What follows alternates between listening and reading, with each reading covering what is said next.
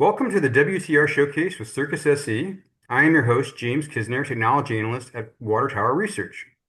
Today's showcase is a special one because we are coming to you from Munich, Germany, or at least my guest is, where I'm joined by Elena Coles, Head of Investor Relations of Circus SE, which trades on XETRA under the ticker symbol CA1. Also here with Elena is my colleague Mike McCormack, Head of Client Relations for Water Tower Research.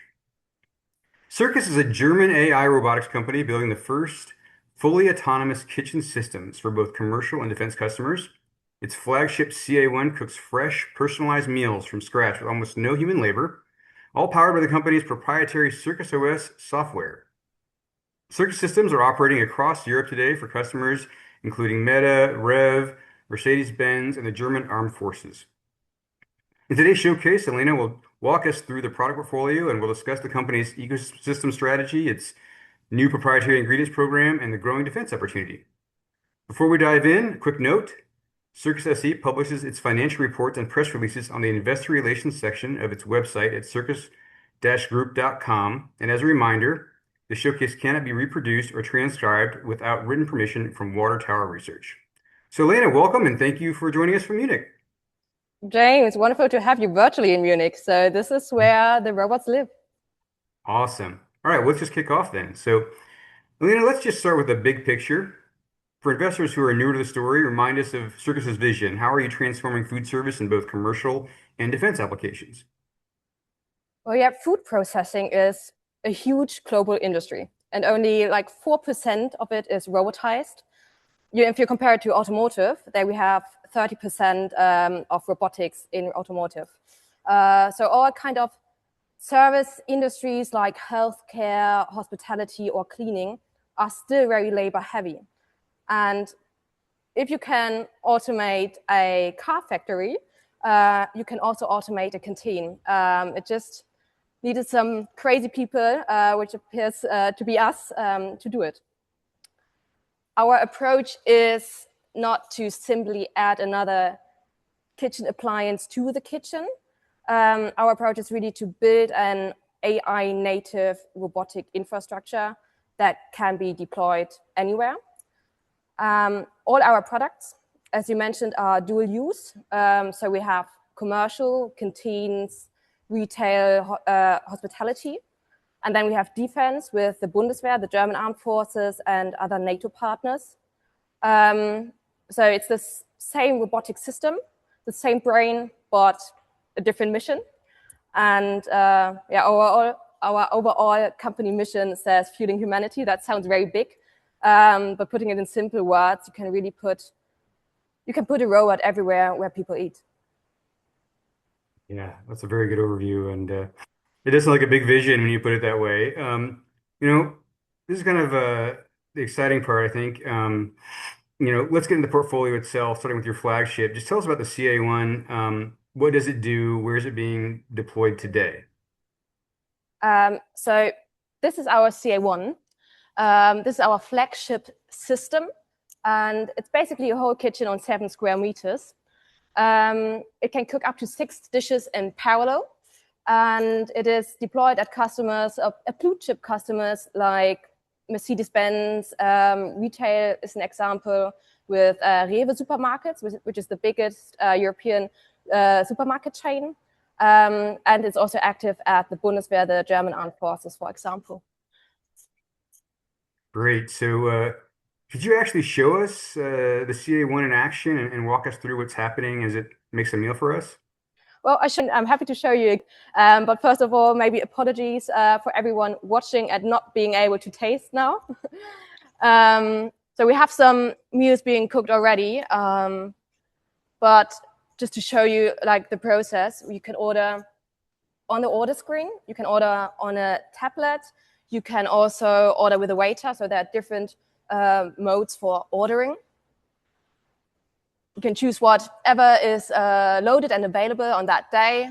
We have some pasta, we have some chilies in carne, we have some salads, and some sweet brownies. But let's go with something, let's go with the chilies in carne. So what's happening with this dish now? So this is being heated up according to its cooking profile. Every ingredient has a own specification of how it should be cooked and for how long and how hot. So we produced over 20,000 meals already with CA1 systems. We have reached an uptime of over 90%. And what we use also is vision intelligence to look inside of the system, or to have a look inside the system every time during the entire cooking process. So if something goes off, the system corrects it live. Looks like our pasta is also being poured. It's funny how it shakes the pot just like a human would. Right? Yeah, very human. I push some brownies as well.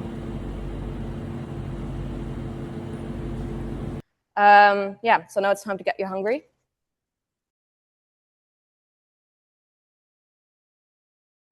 That's impressive. So, you know, you recently added a second system to the family with the acquisition of Alberts. So I believe that's behind what's called the CA-A. So where are you in the integration of that? And, you know, what does the CAA bring to the portfolio? How does it fit in the strategy?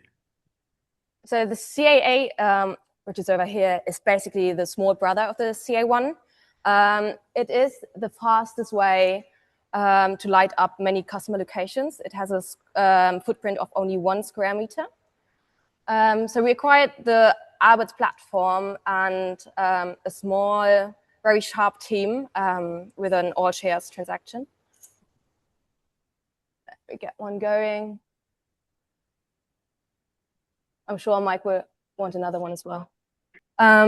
Which is also nice here. Break even is at 17 cups a day already. So with 20 cups a day, you have a good profitable case. Clients of us run with 60 cups a day, so it's like 3 times break even. So it would also work with a more low traffic location as well. The deployment universe is huge.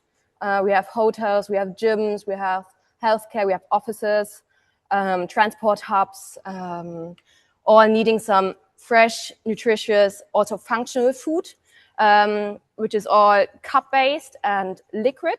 So we do have warm soups, and we have some cold smoothies. We can also do matchas, frappes, and use supplements as well.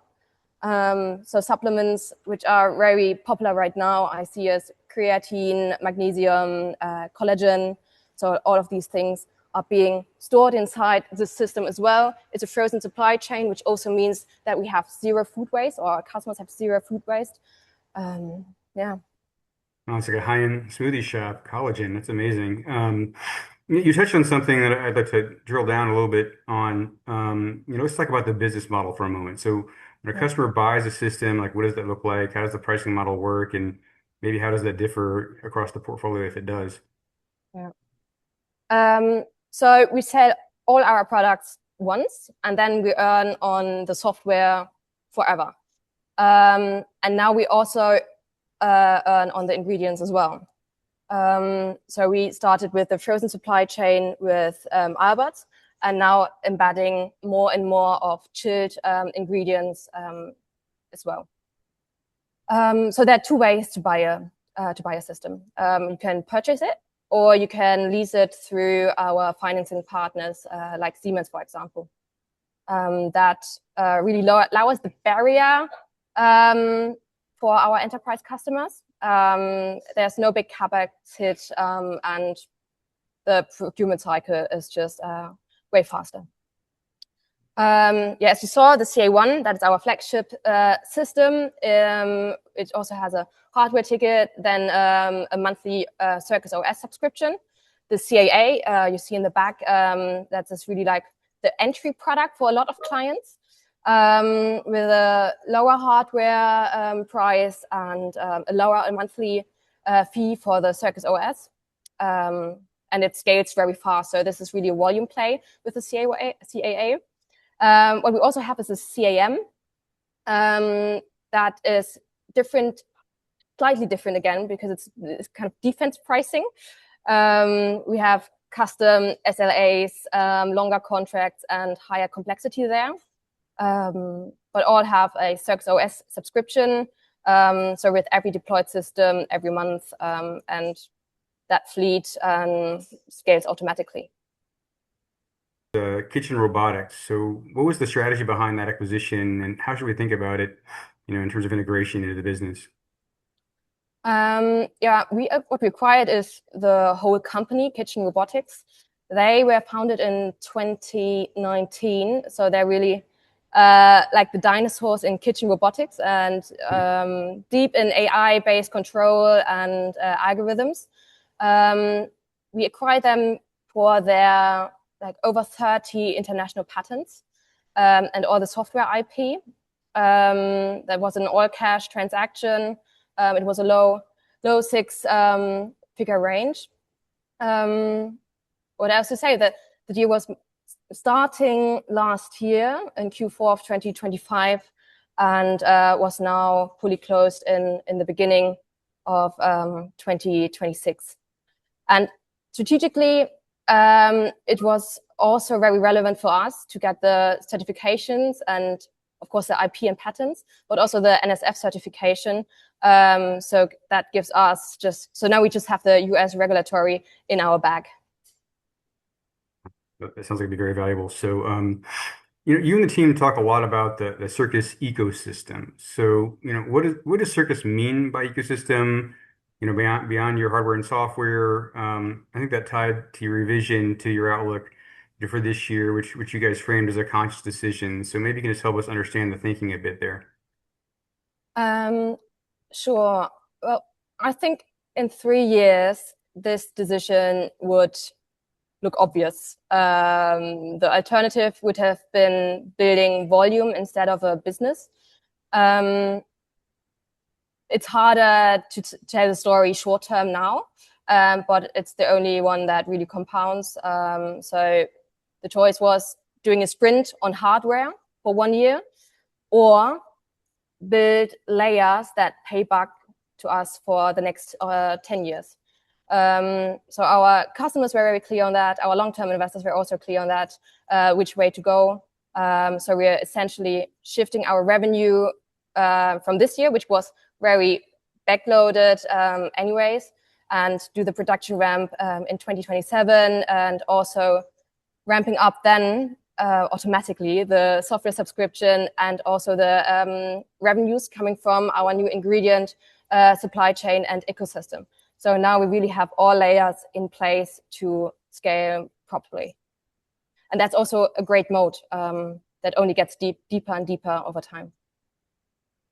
That makes sense. Has anything changed at all about your view of the market itself or the size of the opportunity for Circus? The market got bigger, and barely no one else is playing seriously at that production layer as we are. So yeah, food processing is huge. It's under automated, as I said in the beginning. Other industries are far more automated. In food service, we also have some structural tailwinds, of course. So there are labor shortages worldwide. There's food inflation. The defense budgets are growing as well. And the competitive landscape is surprisingly empty at the autonomous food production layer. There are a lot of delivery robots and cloud kitchen real estate, but very few actual food production robots. And I don't know, every time I see food courts at airports or people eat, I really see our TAM. It's kind of ruined seeing food courts for me. Yeah, it seems like a pretty wide open opportunity. So, on this sort of related topic, I want to talk about your announcement on ingredients. Perhaps I'll kind of lump a few questions together here. Just why does Circus feel the need to build its own ingredient strategy? How complex was that? Does it change the products you're able to offer? Does it simplify sourcing and give you more control of the supply chain? Just say what you can about ingredients. Well, ingredients, or in the ingredient layer, is like the biggest margin lever in this whole industry. And we already owned everything except of that until now. So the problem is really the traditional restaurant sourcing. There's like a 2 to 4% margin with those kickback structures in place there. And now with our proprietary ingredient system or ingredient units, we are able to increase the margin up to 45%. I think it's well inspired by Nespresso or coffee. So it's a great espresso machine, but the real business is the capsule. And also It's the razor bringing, blades model. yeah. No. How long will it take before ingredients start to impact the business in a meaningful way? Are there any major obstacles to implementing that? For example, building enough diversity of sources?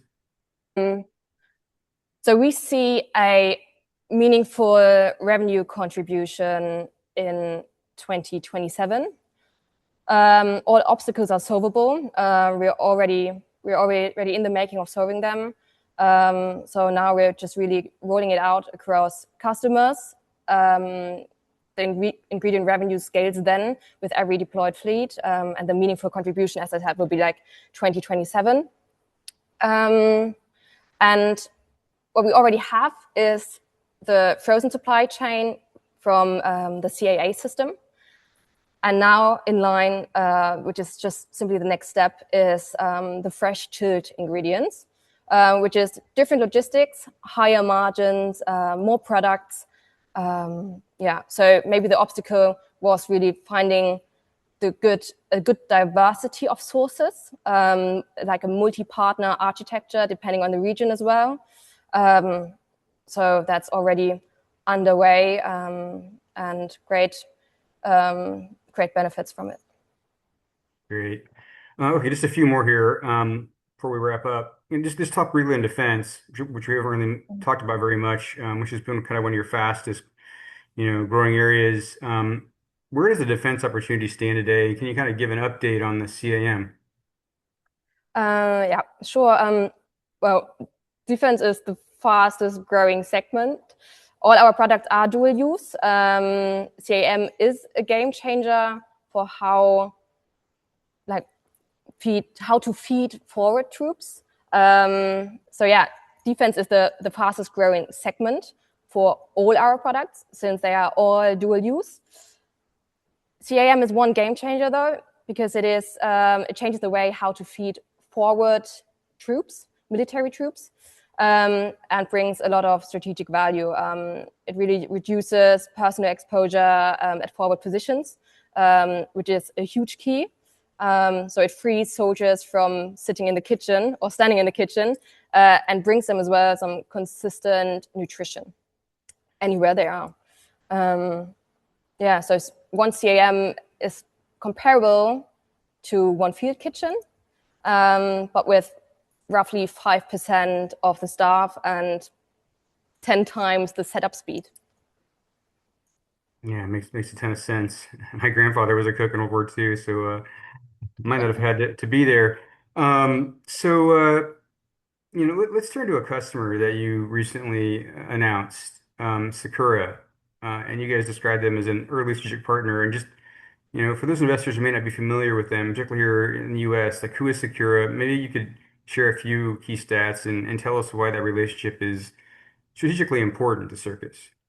Yeah.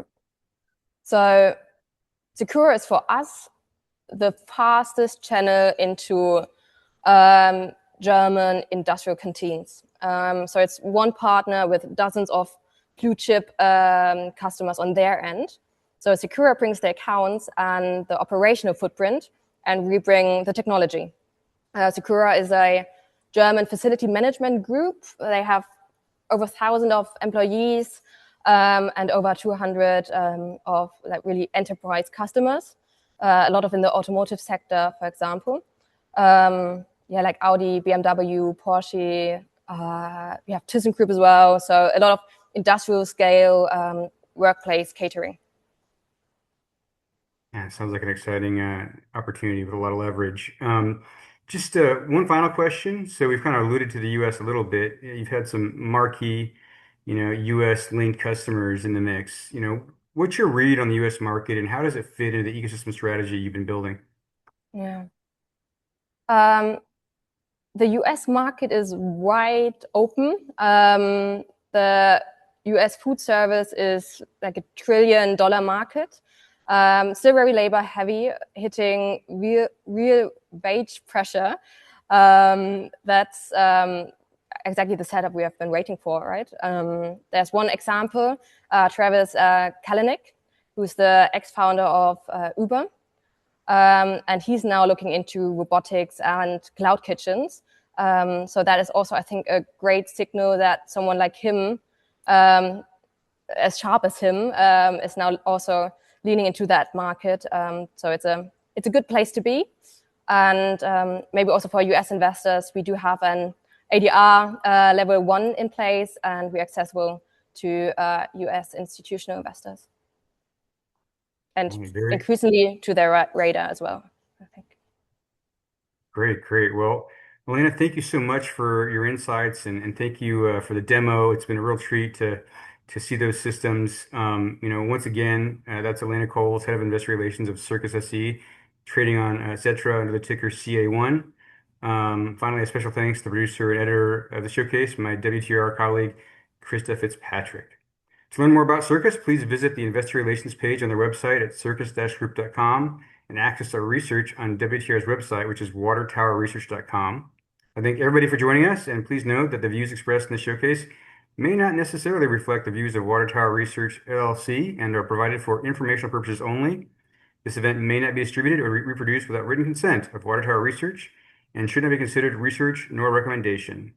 WTR is an investment engagement firm, not a licensed broker, broker-dealer, market maker, investment bank, underwriter, or investment advisor. Additional disclaimers can be found at watertowerresearch.com. Thanks, James.